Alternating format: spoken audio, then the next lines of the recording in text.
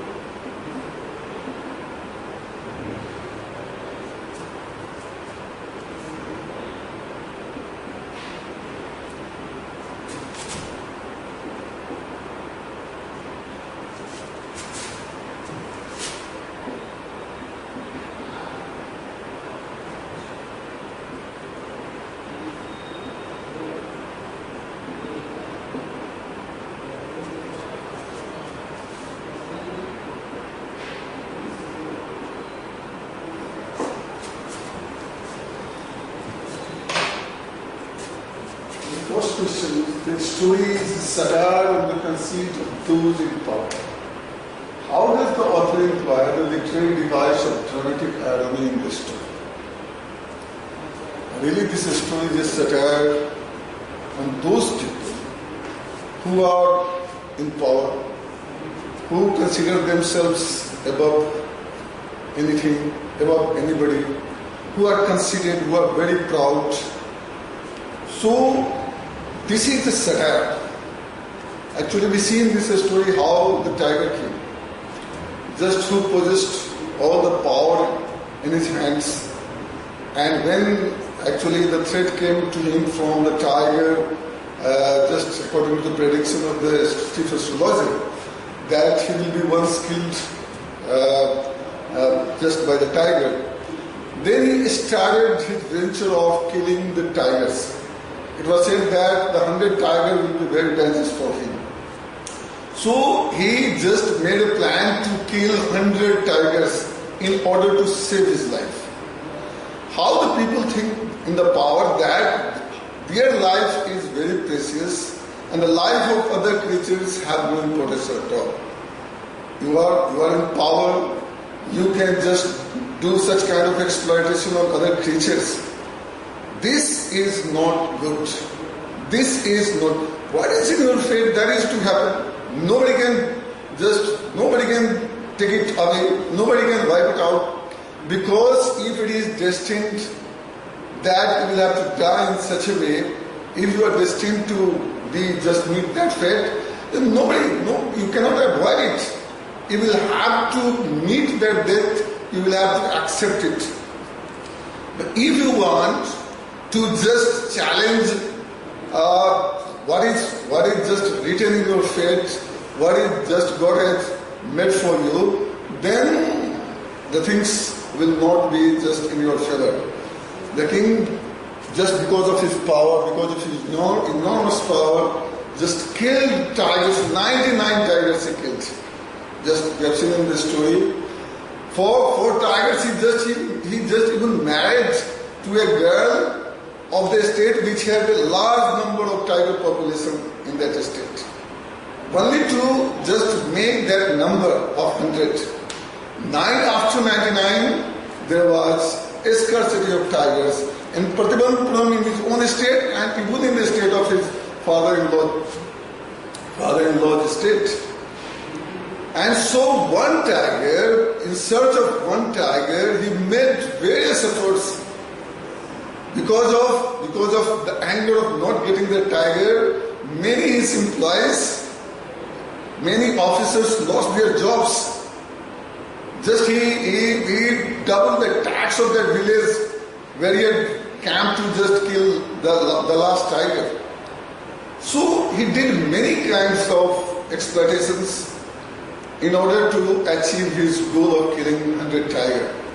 But finally, he killed the tiger just as he knew that he killed the tiger, but actually his bullet had missed that final tiger. And you can remember how he got his death from just a wooden tiger. Just by the hand of a wooden tiger, not even a real tiger. He killed 99 live tigers, but was killed by just a wooden tiger. This is very ironic. This is the irony in this story. That what man thinks, what man expects, what man wants to achieve, the things just take a different course. Because just he killed so many tigers and got his death from just a wooden tiger. Simply a wooden tiger. It is ironical. It is quite ironical because he could never think of that the person who killed live tigers, 99 live tigers, could meet his death just by a wooden tiger. That this is in his destiny. This is to happen. This is inevitable in its life, and that happened. Though this king Jilani Jang Bahadur could not understand these ironical things that happen in the life, but it happened, and he met his death by just a wooden tiger.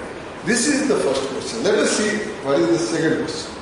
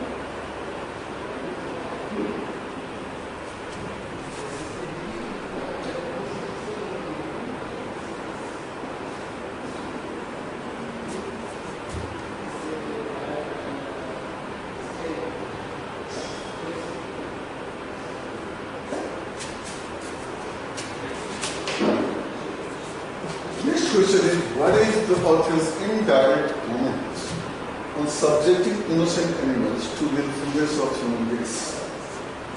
Actually, we saw in this story that the Tiger King targeted 100 tigers to achieve his goal, so that he could avoid his predestined death. And for that, he started killing innocent tigers who did not have, who had done no harm to him. Actually, in today's world, it is very difficult to kill the tigers or animals. But in those days, actually, there was no such ban on killing the animals.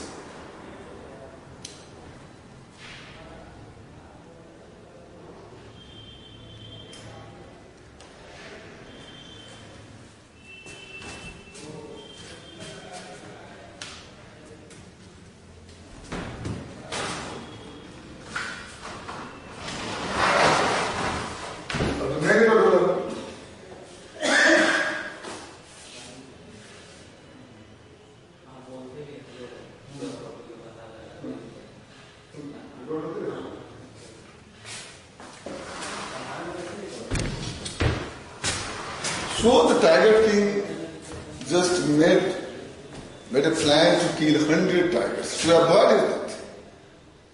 Tigers, and he started killing those tigers. He killed first 70 tigers in his own estate, Tiruvananthapuram. And when there became a scarcity of tigers in his own estate, he married to a girl of the state which had large number of tigers population. And whenever he visited his father-in-law's house, he killed 5-6 tigers every time. And in this way he made his counting up to 99. So, in order to avoid a thing that is certain to happen, nobody can avoid death when it has to come, because death is certain of all certainties. Whether you know about the happening earlier or not, it has to happen.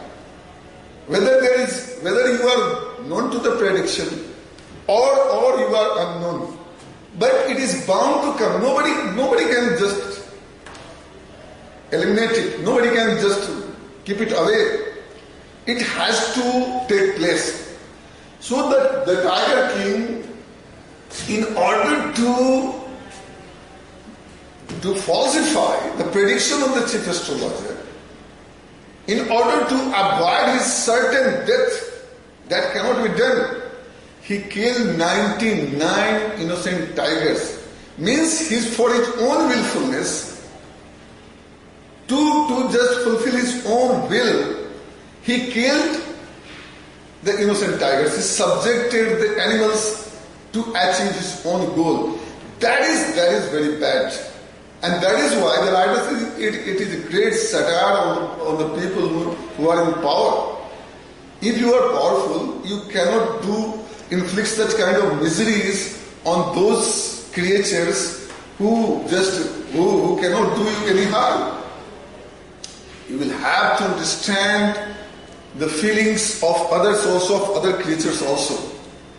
Because if it is in your just fate that in such and such way you will have to just meet your death, you cannot go away from that. Whether you kill the tigers, but what happened? You killed 99 tigers and finally you were killed by a toy tiger, by a wooden tiger. So you could not finally have just a lesson is to be learned. For others, what Tiger King did here, he did.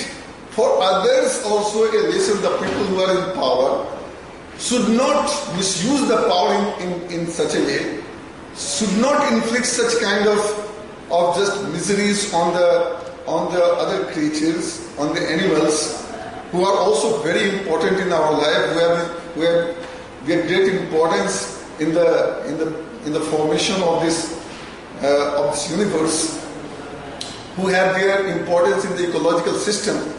So we should not go in that way to achieve our goal. That is what the writer wants to say in the answer of this question. Next is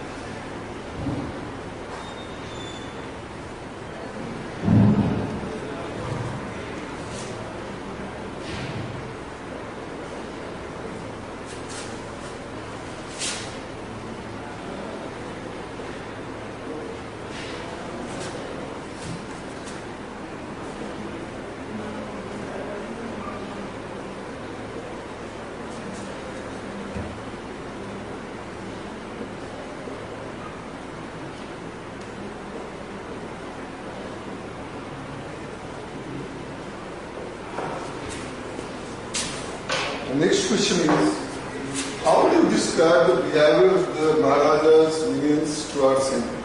Do you find them truly sincere towards him, or are they driven by fear? When they obey him, do you find a similarity in today's political order?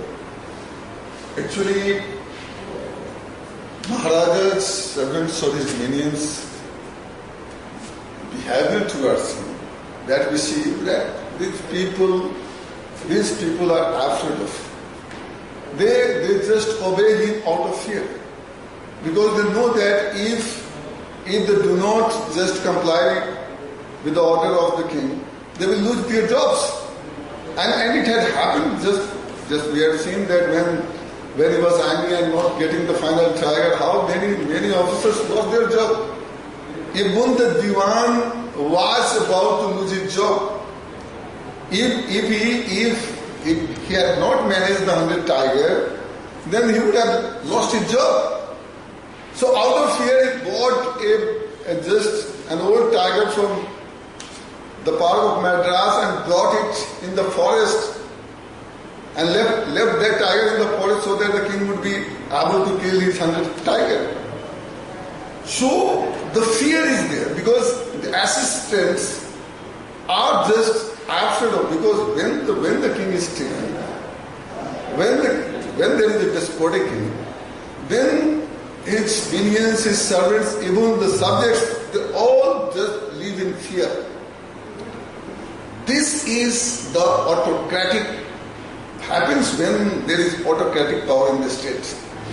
And there have been examples of many such kings who just misused their power and did exploitations on their subjects, on their servants, on their officers, on their assistants. They have done the things like this. The examples of these things we see in the political order of today also. Because the people who are subordinate, who just work under some powerful persons, they just live in fear because they have the fear that they can lose their job. And that is why they would do the wrong things. When just asked to do, they won't do the things which are not morally allowed, which their morals even do not allow them to do. But because they will have to save their job, in order to save their job, they do such kind of things. This has been just things coming right from the earlier days. And in today's political system, we also see how just the person who is in high political power, who is justice minister or any officer of bureaucrats and the people working under, they live in fear that they might lose their job any time. And this is very bad. And nobody, in such a way, nobody can do the work freely. And there will be no justice just to the society when such kind of things take place in our system. So everybody should be allowed to do the work freely. And the king or the person who is in power should listen to what is assistant, what is subordinates, just ask them to, suggest them to do the things. Because might be the things, just the suggestion that is coming from the assistants might be just very good suggestion. And just they should listen to that. And just then come to a decision what is to be done or what is not to be done. Because the wisdom might come from the people who are just working under you. You might not have just your own wisdom about that issue, but whatever others say, whatever the people around you saying, just you just think about that.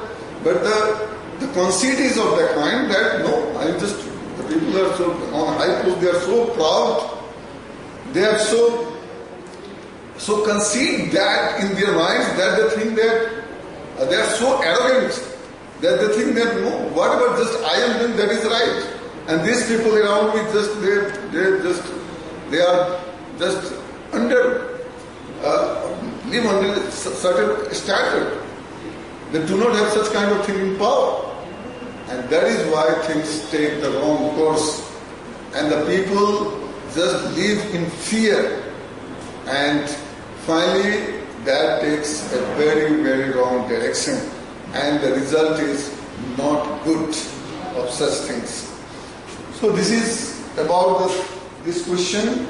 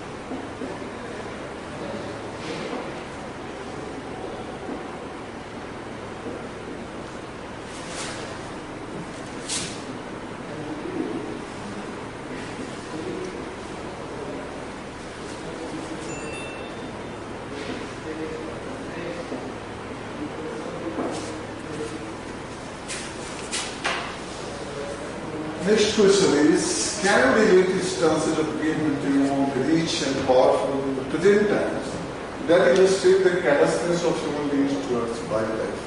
There are many such examples, there are many such instances. In the present time also we see that how the people are callous towards the wild animals. The callousness of human beings, because human beings just many times we see that they consider themselves superior to all the creatures that are in this world. They are supremely complex. And that is why they know that they think that they can do whatever they like. They will do the things according to their desire, without just thinking the right, without minding the right of the other things, other creatures in this world.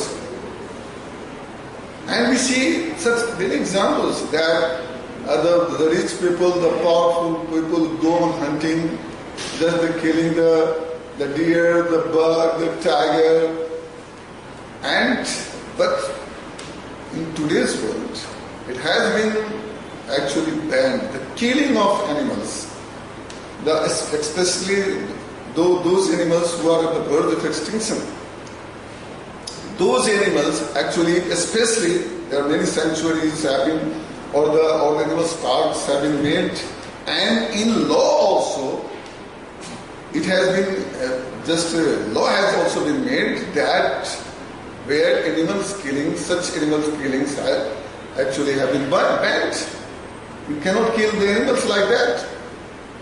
And many instances that we see in the modern world, how just there is a case filed against Salman Khan that how he just killed a blackbird. There is a case against Nawab Pataudi, the former Indian captain, that he had killed an antelope. So such cases are pending that actually they are in the court. There are other also cases might not be highlighted, but the people rich and powerful, they go just take their gun, they go on hunting, they kill the animals just as a sport, just their fulfillment of just desire. As a sport, they go and kill for meat or just for a sporting as a sporting event. They kill the animals. They take the life from them. And just by doing that, even it has been banned, there are just some poachers or the people just who kill the animals for their organs also. Because the organs some organs of animals are very costly, very precious. They kill the animals to get those organs of the animals, and like the skin of the tiger, or just the tooth of the elephant. So they kill the animals to have those important, costly organs of the animals to sell them in the market and to earn money. They do actually in this way. Many animals are just being killed and they are at the verge of extinction now. But thanks to the government that they have just made the law, and there are many enforcing agencies who keep their eyes on such things, and any such case is reported, the case is filed in the court, and the action is taken. They will have to suffer. They go to the court, they face law in the court, and also they get some punishment. So we should respect the life of other creatures also. As we respect our life, so we should respect the life of not only to earn, just killing animals and just for the organs and smuggling them and earning money, or for meat or for sporting, and just for all these things we are taking life of the animals. And you know how important animals' life is for the entire ecological system. As human beings are important, as trees are, plants are important, similarly the animals and birds are important for a balanced ecological system. If one is disturbed, the entire ecological system will be disturbed. And it is happening because of those things. We are seeing how the things are taking place in nature. How you can see that how today in the lockdown the people are living for 3 or 4 months because of the coronavirus. The animals just are just moving on the roads, and human beings are just locked down in their houses. So unnatural things might happen in this world if man do not think wisely, seriously about the life of the other. If they do not actually show respect towards their life, then their life and the life of their children will be endangered. So this is very important to keep a balance in the entire order of things.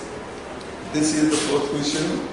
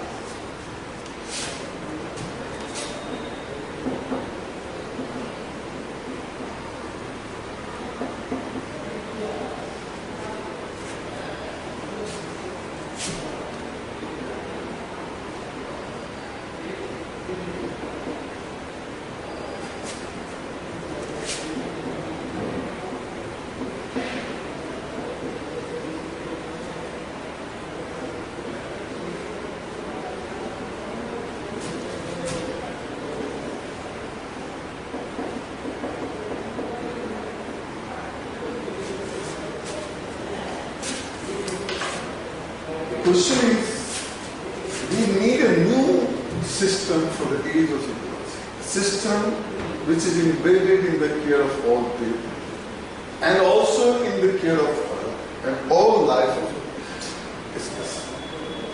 Actually, all life on earth is important. Whether it is the life of plants, it is life of birds or animals or human beings, all are important. All are equally important. So we will have to just, as the superior creature on the earth, in the terms, because we can think, we have the power to think, we have the power to deal with the things, we have power to sort out the problems. Because this capacity of man has greater responsibility. Man has to think not only about himself, but about this whole earth, this planet, this biosphere, and the life upon this biosphere. Only then man can save his own life. So actually the writer wants that a new ecological system, a new order of the ecological system should be established in which man has managed to show a greater responsibility to keep a balance in the order of the things. Other creatures, plant life, human life, all should be in a balance. Only then man can have a long future here on this earth. He can make the life of his children and grandchildren safe on this earth only by keeping the balance. You have not to exploit the life of others. You have not even to exploit earth. Because all have their capacity for the time being. So you will have to use the things in a very rational manner. You will have to show rationality and respect towards all other things. Only then you can just make a balance in the things, and you can just save your life and the future of your children. So a new ecological system means the people who are not very much aware about these things, they should be made aware. Awareness should be among the people that they will have to think not only about the present, they will have to think about the future as well. And the future, how the future can be safe. These things are to be discussed. And in this way the people can be made aware that you don't think only about the today, only about present, only about yourself. You think about tomorrow. You think about your children and grandchildren. And if you can think in the long course of the term, then you can have a wider perspective of thinking about other creatures, thinking about this earth, thinking about this whole universe, and then this world will be beautiful. The life of the human beings will be safe on this earth. You can keep a balance in the ecological system. The environment, it will be a just pollution-free world. Environment will be very good. The rain, the heat, the cold, they all will be in its proper time and not in extreme, because we see the things, the climate appears to be a man-made climate. It should be just a natural climate, not a man-made climate, because man-made climate is not going to be in favor of man or other creatures. So a natural climate should be just kept intact, and only the life of humans or the other creatures will be safe on this earth. This is a value-based question, and you can just take reference from the story and can elaborate the answer, taking example instances from other sources, from other subjects also. That is the answer to this question. Okay, in this way just we finish this story, the tiger theme, just the complete explanation of this story, and all textual questions have been explained. Next time we shall take some other chapter from the book Pistache or Flamingo. Okay, this is all for today.